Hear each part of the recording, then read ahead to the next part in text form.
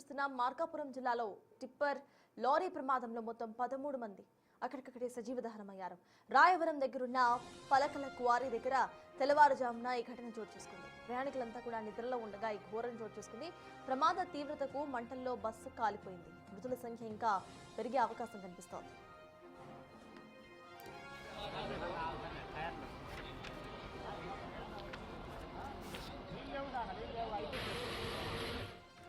Harikrishna travels bus Nirmal నుంచి పొదిలి వెళ్తూ ఉండగా ప్రమాదానికి గురైంది. ఓవర్ స్పీడ్ తో వస్తున్న ఒక టిప్పర్ బస్సును బలంగా ఢీకొట్టింది.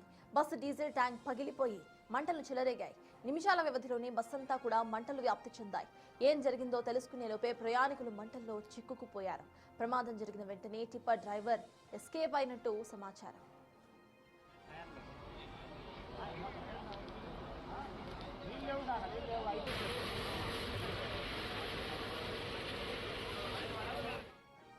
ఎదురెదురుగా వస్తున్న బస్సు టిప్పర్ ఢీకొట్టడంతో ప్రమాద తీవ్రత ఎక్కువగా కనిపిస్తోంది. వెనుక సీట్లలో ఉన్న వారంతా కూడా బయటపడే మార్గం లేక 13 మంది సీట్లలో కూర్చున్న వాళ్లు అలానే సజీవ దహనం అయిపోయారు. ప్రమాద సమయంలో బస్సులో మొత్తం 40 మంది ప్రయాణికులు ఉన్నారు. తమను కాపాడాలని ఆర్తనాదాలు చేశారు వాళ్లంతా. మంటలు ఆపేందుకు వచ్చిన ఫైర్ సేఫ్టీ సిబ్బంది ఇద్దరిని కాపాడారు.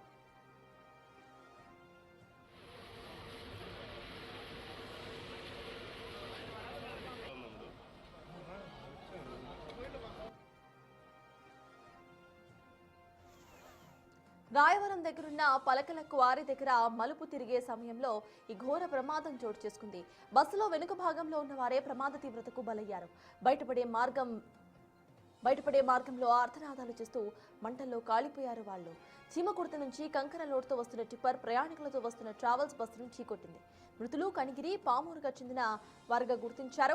ఇక మార్కాపురం జిల్లాలో బస్సు దుర్ఘటనపై ముఖ్యమంత్రి చంద్రబాబు సైతం దిగ్భ్రాంతి వ్యక్తం చేశారు.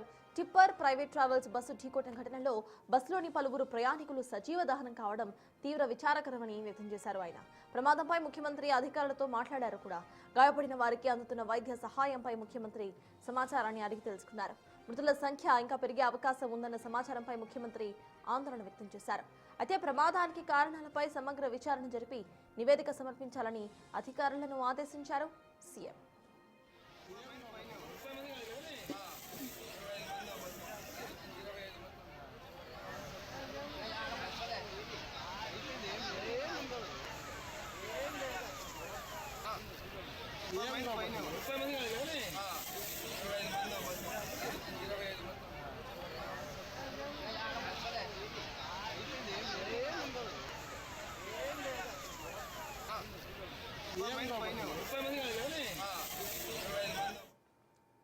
మార్కాపురం జిల్లాలో టిప్పర్ లారీ ప్రమాదంలో మొత్తం 13 మంది సజీవ దహనం అయిపోయారు.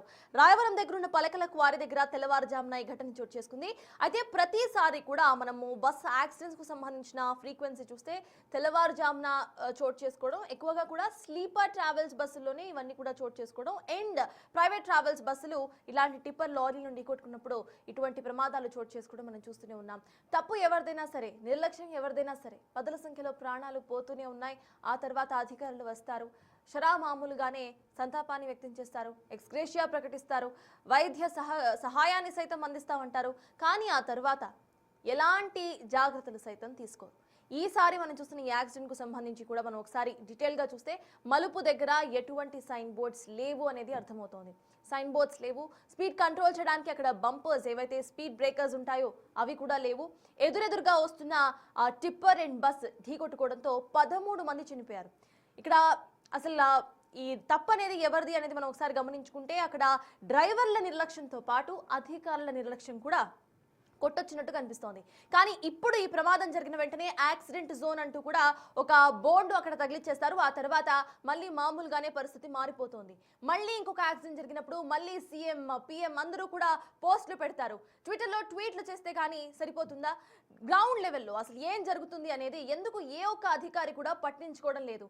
ఒకసారి సమీక్ష నిర్వహిస్తారు, ఆ తర్వాత మళ్ళీ మామూలుగా నడిచిపోతుంది. ట్రాన్స్పోర్ట్ అధికారులు సైతం ఒక 4 రోజులు హడావిడి చేస్తారు, ఆ తర్వాత మళ్ళీ చాలా నార్మల్ గా పరిస్థితి మారిపోతుంది.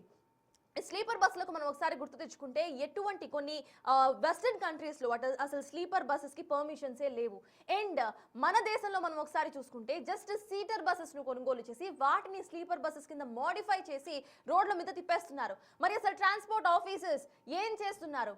కార్లకు సంబంధించి కలర్ మార్చినా సరే ఆర్టీఓ ఆఫీస్ దగ్గరికి వెళ్ళి మనం మొత్తం పర్మిషన్స్ తీసుకోవాల్సిన అవసరం ఉంటుంది. కానీ ఇటువంటి బస్సులు, ప్రయాణికులు ప్రయాణించే బస్సుల్లో ఇంతటి మోడిఫికేషన్స్ జరుగుతున్నా సరే అధికారులు పట్టించుకొని వైనం చూస్తున్నాం. అటువంటి మోడిఫైడ్ బస్సెస్లో సైతం ఇటువంటి ప్రమాదాలు ఎక్కువగా చోటు చేసుకుంటున్నాయి. సో దీనికి సంబంధించిన మోర్ అప్డేట్స్, గ్రౌండ్ రియాలిటీ మా ప్రతినిధి శ్రీనివాస్ అందించడానికి సిద్ధంగా ఉన్నారు. శ్రీనివాస్, చెప్పండి, ఎవరైతే ఇటు హాస్పిటల్లో చికిత్స పొందుతున్నారో వాళ్ళందరి పరిస్థితి అసలు ఫస్ట్లీ ఎలా ఉంది శ్రీనివాస్?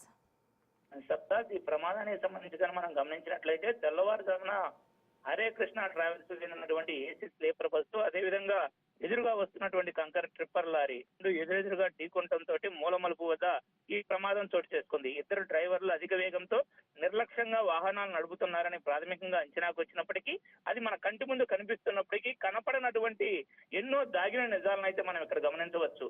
వాహనాలు వచ్చేటువంటి హైవే, డబుల్ రోడ్డు ఉంది, హైవే వాహనాలు కూడా ఎదురెదురుగా వేగంగా వస్తుంటాయి. అటువంటి సమయంలో మూలమలుపుల వద్ద తీసుకోవాల్సినటువంటి జాగ్రత్తలను అధికారులు ఏమాత్రం తీసుకోకపోవటాన్ని మనం ఇక్కడ గమనించవచ్చు. నిత్యం ఉన్నత స్థాయి అధికారులు, కలెక్టర్ కావచ్చు, లేదా ఎస్పీ కావచ్చు, లేదా ట్రాన్స్పోర్ట్ అధికారులు కావచ్చు, సమీక్షలు నిర్వహించి ప్రమాదాల నివారణ కోసం నిరంతరం సమీక్షలు పెట్టేటువంటి అధికారులు ఎక్కడైనా తగిన జాగ్రత్తలు తీసుకుంటున్నారా, సమీక్షల వరకే పరిమితం అవుతున్నారని గమనించినట్లయితే ఈ ప్రమాదం జరిగిన ప్రాంతంలో లేనటువంటి సైన్ బోర్డుల వల్ల సమీక్షల వరకే పరిమితం అవుతున్నాయి తప్ప గ్రౌండ్ లెవెల్లో వాటిని ఇంప్లిమెంటేషన్ చేయడం లేదనేది మనకి కనిపిస్తూనే ఉంది. ఇక్కడ కానీ మనం జాగ్రత్తగా గమనిస్తే ఎదురుగా వస్తున్నటువంటి కంకర్ లారీ డ్రైవర్ నిర్లక్ష్యం అనేది అటు పక్కన పెడితే, ఆ కంకర్ లారీ అక్రమంగా కంకర్ తరలిస్తున్నారు అనేది మరో అభియోగం. ఇక్కడ ఈ కంకర్ కు సంబంధించి గమనించినట్లయితే కంకర్ లోడ్ లారీలు అనేవి అధికంగా వేగంగా వస్తూ ఉంటాయి. అటువంటివి అర్ధరాత్రి సమయంలో తెల్లవారుజామున ఎందుకు వస్తున్నాయి? ఆ టైంలో రావడానికి ఉన్న ప్రధాన కారణం ఏంటి? వీటిని అరికట్టాల్సినటువంటి అధికారులు ఎందుకు వాటిపై దృష్టి పెట్టడం లేదు? అక్రమంగా ఈ ఈ కంకర్ ఏదైతే ఉందో అక్రమంగా తరలిస్తూ అధికారులకు కంటపడకుండా పోవాలి అనేటువంటి ఆలోచనలో వేగంగా వస్తున్నారని కూడా ప్రాథమికంగా తెలుస్తూ ఉంది. మరి అటువంటిప్పుడు వాటిని అధికారాల్సినటువంటి ట్రాన్స్పోర్ట్ అధికారులు కానీ, మైనింగ్ అధికారులు కానీ వాటిపైన దృష్టి పెట్టినట్లయితే ఇటువంటి ఘోరాలు కొన్ని జరగకుండా ఉంటాయని కూడా స్థానికంగా చర్చించుకుంటూ ఉన్నారు. చేమకుర్తి నుండి నిత్యం వందల సంఖ్యలో లారీలు కావచ్చు, లేదా ఈ ట్రాక్టర్లు, ఈ టిప్పర్లు కావచ్చు, ఇటువంటి వందల సంఖ్యలో ప్రయాణం చేస్తుంటాయి. ఇవన్నీ కూడా అఫీషియల్ గా పోయేవి వందల ఉంటే, అనఫిషియల్ అనేది భారీ సంఖ్యలో ఉంటాయి. ఇవన్నీ కూడా అర్ధరాత్రి సమయంలోనూ లేదా తెల్లవారుజామున అధికార యంత్రాంగం నిద్రపోతున్న సమయంలో వీళ్ళు వెళ్తూ ఉన్నారు. దీన్ని బట్టే అధికార యంత్రాంగం ఎంత ముద్ర నిద్రపోతుంది అనేది కూడా మనం గమనించవచ్చు. ఈ ప్రమాదాలు జరిగినప్పుడు నిర్లక్ష్యం ఒకరిదైతే దాన్ని మోసేటువంటి పాపం మాత్రం సామాన్య జనాన్ని. ప్రమాదాలు ఏసీ స్లీపర్ బస్సుల్లో నిత్యం అగ్ని ప్రమాదాలు జరుగుతున్నప్పటికీ వాటిని అరికట్టాల్సినటువంటి అధికారులు చర్యలు ఎందుకు చేపట్టడం లేదు? వాస్తవంగా ఈ బస్సులన్నీ కూడా పాండిచ్చేరిలోనో లేదా అదర్ స్టేట్లలోనో వీటిని రిజిస్ట్రేషన్ చేయించుకొని వచ్చి రోడ్లపై దర్జాగా తిరుగుతూ ఉంటారు. వాస్తవంగా వీటికి అన్ని రకాల సదుపాయాలు, సేఫ్టీ ప్రికాషన్స్ ఉన్నాయా లేదా ప్రమాదం జరిగినప్పుడు పరిశీలించడం తప్ప మళ్ళీ ఇక్కడ కూడా ఈ పరిశీలన చేసినట్టు దాఖలాలు ఉండవు. నిన్న మొన్న కనిగిరిలో ప్రమాదం జరిగిన తర్వాత ట్రావెల్ బస్సులను 1-2 రోజుల పాటు ప్రతి రోజు సుమారు ఒక 2-3 రోజుల పాటు తనిఖీలు నిర్వహించి ఫైర్ ప్రికాషన్స్ ఉన్నాయా లేదా, వీటికి అనుమతులు ఉన్నాయా లేదా పరిశీలన చేశారు. తర్వాత అధికార యంత్రాంగం మొత్తం షరామాములే. మరలా అసలు వాహనాలు వెళ్తున్నాయా లేదనేటువంటి విషయం కూడా మర్చిపోయారు. మనం కానీ గమనించినట్లయితే ట్రావెల్ బస్సులు ప్రతి నగరంలో కూడా సాయంత్రం 8 గంటలు దాటిన దగ్గర నుండి సుమారు 12 గంటల వరకు వందల సంఖ్యలో ఈ ట్రావెల్ బస్సులు ప్రయాణం చేస్తూ ఉంటాయి. ఈ ట్రావెల్ బస్సులకు సంబంధించినటువంటి ఆ పర్మిషన్స్ అన్ని ఉన్నాయా లేదా, ఒకే ట్రావెల్ సంస్థకు సంబంధించినటువంటి వ్యక్తులు 10 బస్సులను కొని ఒకే రిజిస్ట్రేషన్ నంబర్ లేదా 2 రిజిస్ట్రేషన్ నంబర్ల తోటి మిగతా బస్సులన్నింటినీ కూడా ఈ నకిలీ నంబర్లు వేసి కూడా తిప్పేటువంటివి మనం గమనిస్తూ ఉండొచ్చు. రిజిస్ట్రేషన్ నంబర్ ఒకటి ఉంటుంది, దానిపైన మరో నంబర్ ఉంటుంది. అన్ని కూడా అదర్ స్టేట్ లో తీసుకువచ్చి అక్కడ తిప్పుతున్నారు. వాటికి ఎంతవరకు ఎలిజిబిలిటీ ఉంది, వాటి యొక్క ఫిట్నెస్ ఎంతవరకు ఉంది అనేది కూడా గమనించరు. అంతేకాకుండా ఏసీ స్లీపర్ బస్సులు సుమారు స్పీడ్ కంట్రోల్ కూడా లేని పరిస్థితి. సుమారు 130-140 స్పీడ్ గా ఈ బస్సులు ప్రయాణం చేసేటప్పుడు ఏ చిన్న ప్రమాదం జరిగినా కూడా క్రాష్ అవటం, అది అగ్నికి ఆహుతైపోవడం నిత్యం గమనిస్తూ ఉన్నాం. అటువంటిప్పుడు వాటికి స్పీడ్ కంట్రోల్ ఎందుకు చేయటం లేదు? ఆ స్పీడ్ కంట్రోల్ చేసినప్పుడు కొంతవరకు ఈ ప్రమాదాల తీవ్రతను కూడా తగ్గించేటువంటి అవకాశం ఉంది. ఈ ప్రమాదం ఇంత దారుణాలు చోటు చేసుకుని నిత్యం ఈ అగ్నికి వాళ్ళు ఏం జరుగుతుందో తెలియనటువంటి నిద్రమత్తులో అగ్నికి ఆహుతైపోతున్నప్పటికీ కూడా అధికారుల్లో చలనం లేకపోవడం, వీటిపైన సరైనటువంటి దృష్టి పెట్టకపోవడం ఏంటని కూడా ప్రజలు ప్రశ్నిస్తూ ఉన్నారు. ప్రజలు ప్రయాణం చేసేటప్పుడు సౌలభ్యం కోసం స్లీపరు లేదా ఏసీ వంటివి సెలక్షన్ చేసుకున్నప్పటికీ ఇటువంటి ప్రమాదాలు చోటు చేసుకున్నప్పుడు మాత్రం వాటి తీవ్రత చాలా ఎక్కువగా ఉండటమే కాకుండా దానివల్ల ఏమీ తెలియని అమాయక ప్రాణాలు అగ్నికి ఆహుతైపోతూ ఉన్నాయి. ఇక్కడ ఈ ప్రమాదంలో గమనిస్తే ఎదురెదురుగా ఇద్దరు కూడా వేగంగా రావడమే కాకుండా మూల మలుపు వద్ద ఎటువంటి సూచనలు లేకపోవడంతో ఇష్టారాజ్యంగా రోడ్డు అంతా కూడా ప్రయాణం చేయడం వల్లే ప్రమాదం జరిగింది. ప్రధానంగా ఇక్కడ ట్రిప్పర్ డ్రైవర్ది ప్రమాదం స్పష్టంగా కనిపిస్తుంది. అతను రావాల్సినటువంటి రోడ్డు కాకుండా అవడంతో ప్రమాదం కూడా జరిగింది. మరి అటువంటిప్పుడు అంత వేగంతో ఆ సమయాన్ని ట్రిప్పర్ వస్తున్నప్పుడు అధికార యంత్రం అటువంటి వాటిపైన ఎందుకు చర్య తీసుకోవటం లేదు? గుర్తు నుంచి నిత్యం ఇటువంటివి ప్రతి చోట వెళ్తూ ఉన్నాయి. చిన్న చిన్న రోడ్డుపై వస్తున్నటువంటి నడిచేటువంటి వ్యక్తులు కావచ్చు లేదా టూ వీలర్స్ కావచ్చు, ఇటువంటి ప్రమాదాలు నిత్యం చోటు చేసుకుంటూ ఉన్నాయి.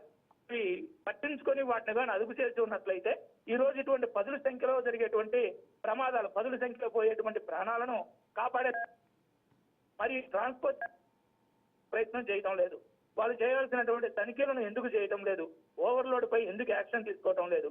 జిల్లా అధికార యంత్రాంగం నిత్యం సమీక్షలు, భద్రతా వారోత్సవాల పేరుతో జరుపుతూ ఏదో నామకా వాస్తే పేపర్ పై జరుగుతున్నట్లు తప్ప ఎక్కడా కూడా క్షేత్రస్థాయిలో జరుగుతున్నటువంటి అనుభవాలు ఉండవు. వాహనాలు నడిపేటువంటి డ్రైవర్లు కూడా సరైనటువంటి అనుభవాలు ఉండవు. అంతేకాకుండా తక్కువ వయసు పైబడినటువంటి డ్రైవర్లు కూడా వాహనాలను నడపడం, వారికి సరైనటువంటి దృష్టి ఉందా లేదా లేకుండా ఈ అనుమతులు ఇవ్వడం కూడా ప్రధాన కారణం అవుతుంది. ఏది ఏమైనప్పటికీ ఏమీ అభవిష్యత్తు లేని ప్రాణాలు మాత్రం అగ్నికి ఆహుతైపోయినటువంటి పరిస్థితులు అయితే మనం ఇక్కడ స్పష్టంగా చూస్తూ ఉన్నాం. ఇప్పటికైనా ఈ జరిగిన ప్రమాదాన్ని బట్టి ఇక నుంచైనా సరే వీటిపైన తక్షణ చర్యలు తీసుకొని ఇటువంటి ప్రమాదాలను పునరావృతం కాకుండా చూసినట్లయితే బాగుంటుందని ఎప్పటికప్పుడు అధికార యంత్రాంగం కోరుకుంటూ ఉంటుంది. కానీ క్షేత్ర స్థాయిలోకి వచ్చేసరికి మాత్రం అవి ఈ ఎటువంటి ప్రయోజనం, ఎటువంటి ముందస్తు కూడా జరగటం లేదు. క్షేత్ర స్థాయిలో అమలు లేకపోవడంతో ఎన్ని మంచి ఆలోచనలు ఉన్నప్పటికీ, ఎంత సమీక్షలు నిర్వహించినప్పటికీ ప్రయోజనం ఏంటని కూడా ప్రజలు పరిశీలిస్తున్నారు.